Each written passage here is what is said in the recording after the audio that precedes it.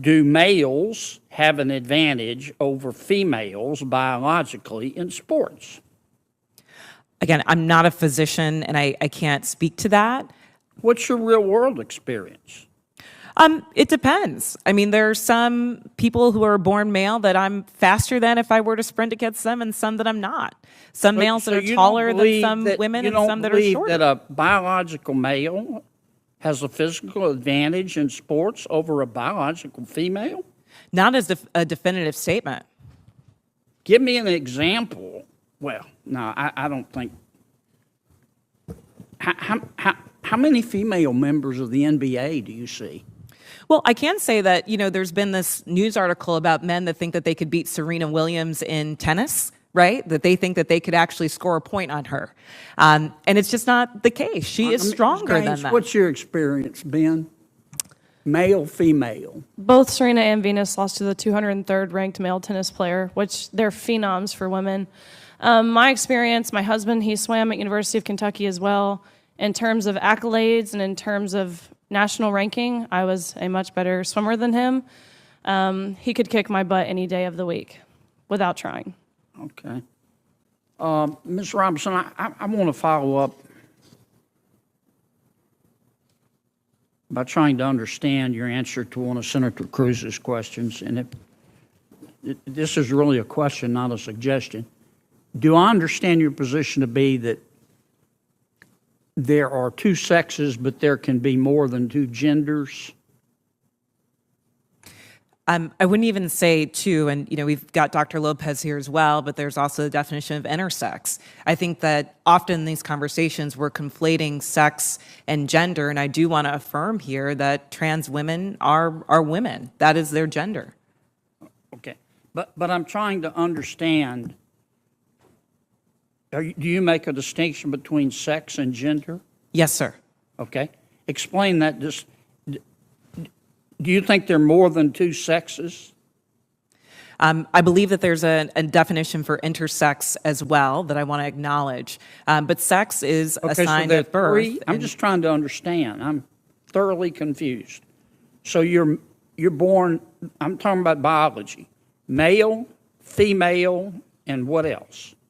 I believe that intersex is also acknowledged, but again, I'm not a doctor here. What I can say what does intersex mean? Is that there's a difference between sex and gender, and I think in these conversations we're conflating the two. Well, but I want to start with sex. Okay, there's male, there's female. When a baby's born, before the baby has had time to even have a sense of self, there's male, female, and intersex. There's a third sex. I believe that is true, but I would defer to Dr. Lopez as I'm not a physician. Okay. And how many genders are there? I think the gender is expansive, and the definitions are always growing. Today I can tell you, I talk to young people that talk about non-binary as... More than five? I think the gender is not a binary, is what I'm trying to say. But are there more than five genders? I'm just trying to understand. Are there more than five genders?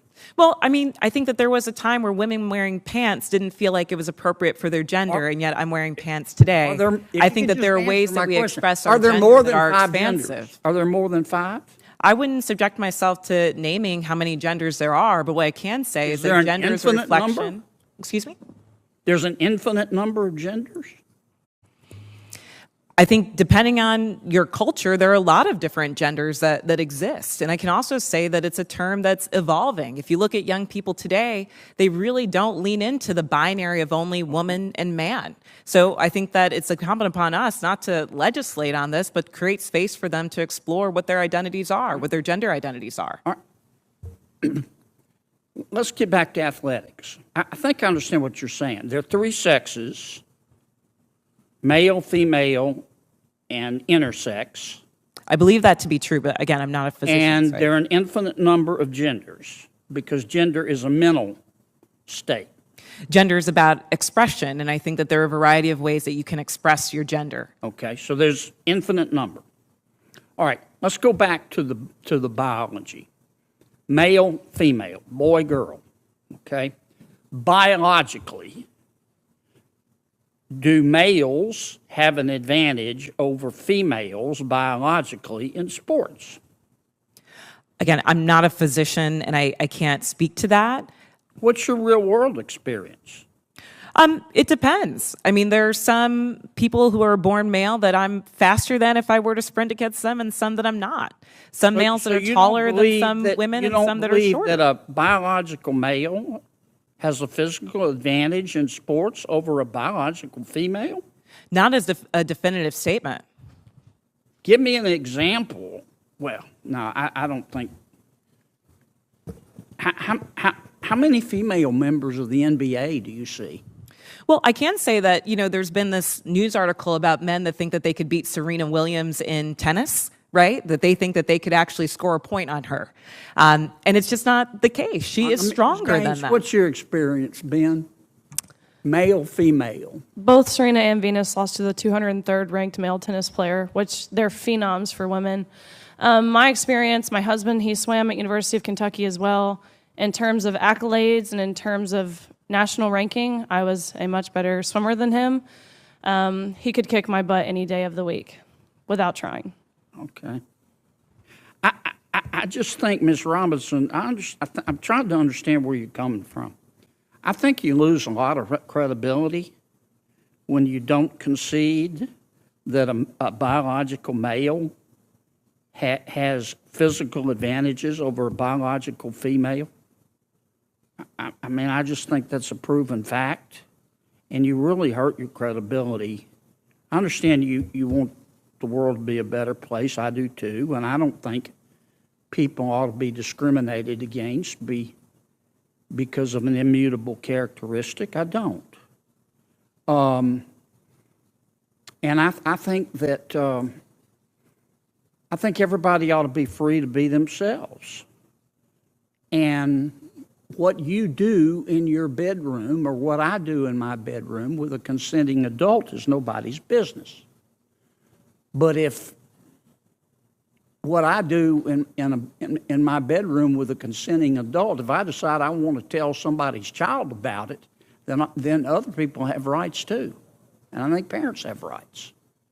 And I think biological females have rights to be able to compete fairly in sport, in sports. So I really think you hurt your credibility when you refuse to acknowledge that biological males have an advantage over biological females. It kind of makes me wonder about all your testimony. Thank you, Mr. Chairman. Kennedy, I'm sorry, go ahead. What I'm trying to say is that there is not a definitive advantage in all cases. Sir, I don't know if you believe that you could beat Serena Williams in tennis, but I probably think that that's not the case. There are not all cases where all men are physically superior to all women. And at the end of the day, in this conversation, we're not talking about that. We're talking about trans women who are, in fact, women, who deserve to play in a gender that matches their sports, who deserve all the benefits that Ms. Gaines is talking about. And as a cisgender black woman, I can say definitively that my womanhood is not threatened by a transgender person asserting hers as well. Title IX was a landmark civil rights law. It helped create the incredible breadth of women's sports and girls' sports that we see across the country. I believe in girls' sports. I believe in women's sports. I'm the proud father of two daughters who are both athletes. I think participating in competitive sports is a wonderful thing for a young girl. I think it is a wonderful thing for a woman. And I think, unfortunately, today's Democrat Party has decided that women's sports and girls' sports no longer matters, and they're willing to push radical legislation designed to destroy girls' sports and women's sports. Ms. Gaines, I want to thank you for your courage. You are relatively young, but you have demonstrated incredible courage. And because you have dared to speak up, you have been demonized, you have been vilified. I saw when you were attacked by a leftist mob at San Francisco State University for daring to speak up. You had an incredible record as a swimmer at the University of Kentucky. You were a two-time NCAA All-American. You were a five-time SEC champion. You're an SEC record holder and a two-time Olympic trial qualifier. But yet on March 27th, 2022, something changed. What happened on March 17th, 2022? That's when Thomas and I raced in the 200 freestyle and again resulted in a tie. And so you tied. What was the consequence of tying? We went behind the awards podium where typically you're handed your trophy, you're marched out, you're named an All-American. And so we go back there and the official looks at both Thomas and myself and says, "Great job, but you guys tied. And we only have one trophy, therefore we're giving this trophy to Leah."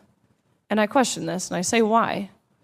And at first I shortened it in my testimony, but really he stumbled on his words. He didn't know how to answer this. And at first he's, "Well, we're just doing this in chronological order." To which I further pressed, and I said, "Okay, well, what are you being chronological about? Because we tied. And if we're doing this off alphabetical order, G comes before T, so what are you being chronological about?" To which this wasn't a script they had prepared for him. And he actually appreciated his honesty. He did say, "We have to give the trophy for Leah because Leah has to have it for pictures. They've made that clear. Leah has to have the trophy for pictures. You can pose with this trophy, but you have to give yours back. You have to go home empty-handed. Leah Thomas takes the trophy home. End of story." Now, let me ask you, as someone who's competed at the elite level, in your experience, is there a difference between women and men? Of course. I think we learned this at a very young age, watching even 12 and unders play. Going through puberty causes irreversible advantage, that no matter the training, no matter the diet, no matter any alterable change you can make, will overcome that male advantage. Especially in sports like swimming, where lung capacity matters so much. Even something as silly as throat size, men have on average a 40% larger throat, which sounds like it's nothing, but when you're grasping for air, that 40% larger throat makes a huge difference in athletic success, not to mention height. You guys know the differences. Ms. Robinson, do you agree with Ms. Gaines that there's a difference between women and men?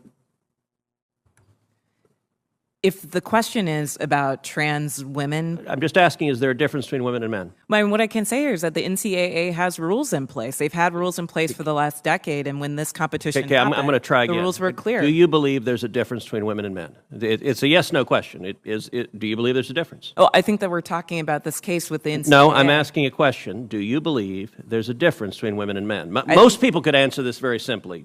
I'm curious if you're willing to do so. Oh, absolutely. I'm just putting it into the context of the conversation that we're having. I think that there are definitions related to sex. Is but that I a also yes? think So I'm that trying to when get a yes or no. I'm not trying to get a speech. Is there a difference between women and men? I think that there are definitions for biological sex. Okay, so you're which not is answering different that. than Let me ask gender. you this question then. Why do women's sports exist? If you can't define a difference between women and men, why not abolish women's sports and just tell little girls to swim with little boys and see who wins? Oh, I'm simply saying that that sex is My different question, than gender. why and I do believe that women's sports have a great exist? value. I mean, Senator, I'll tell you right Ms. now. Robinson, please answer the question I'm asking you. Absolutely. Why do women's sports exist? I think that there are so many positive benefits to sports. But I mean, why have a we've talked separate about it here category for today. women? If there's no difference between women and men, why to have women's sports? I'm saying that there's a difference between sex and gender, and that the NCAA has rules in place, which they have for the last decade. Mr. Chairman, which I would determine like that to enter into related the to record an participation. article from Duke Law called Comparing Athletic Performances for the Best Elite Women to Boys and Men. And it goes through examining in 2017 the top records for women in the world in various track and field events. So, for example, in the 100 meter, the top record for women in the world was 10.71 seconds. Now, that record for the number one woman in the world in 2017 was, in the year 2017, broken by 124 boys under 18. In that same year, the record for the number one competing woman in the 100-meter dash in the world was broken by a total of 2,474 men. If the radical Democrat agenda to destroy girls' sports and women's sports succeeds, little girls will not have a chance to compete. So I ask unanimous consent that this article be entered into the record. Without objection. Senator Hawley. Thank you, Mr. Chairman. Thanks to the witnesses for being here. Ms. Gaines, I want to start with you. Thank you for your courage in being here today. Thank you for your courage and advocacy for women. You have been subjected to an unbelievable amount of abuse. You talk about intimidation, threats of violence. You have suffered it. I want to put up here a picture so everybody can see it. This was the welcome you were treated to at San Francisco State University just a couple of months ago when a mob assembled where you were supposed to speak, I believe for over 3 hours, screamed, threatened you, barricaded you in a room. Do I have that basically correct? Yes, I was held for ransom for 3.5 hours by hundreds of these protesters, as you see on the board. They demanded that I had to pay them money if I wanted to make it home to see my family safe again.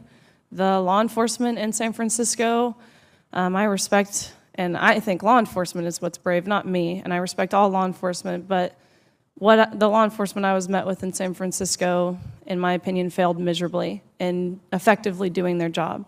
They had mentioned that it was not ideal for them to be seen as anything other than an ally to this community, and that was made very obvious in the treatment and effectiveness of removing me safely from that situation. Why were you threatened and barricaded into a room and held for ransom for hours on end? I mean, what was it you were saying that was so terrible?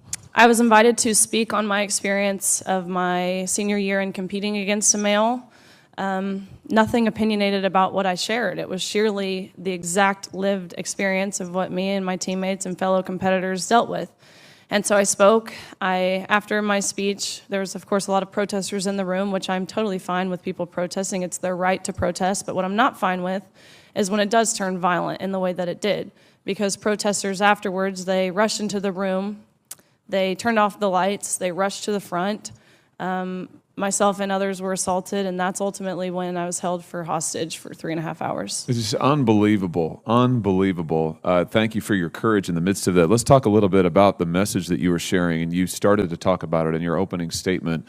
Just tell us about your experience, because nobody can question your experience. I don't think anybody sitting at the table, and certainly nobody at this podium, has had the experience that you have had. You were talking about just the incredible surprise, shall I say, to put it gently, of finding a biological man, a 6'4" biological man in your locker room and having to accept that without being asked about it, without being told about it even. What was that like for you? Tell us about that.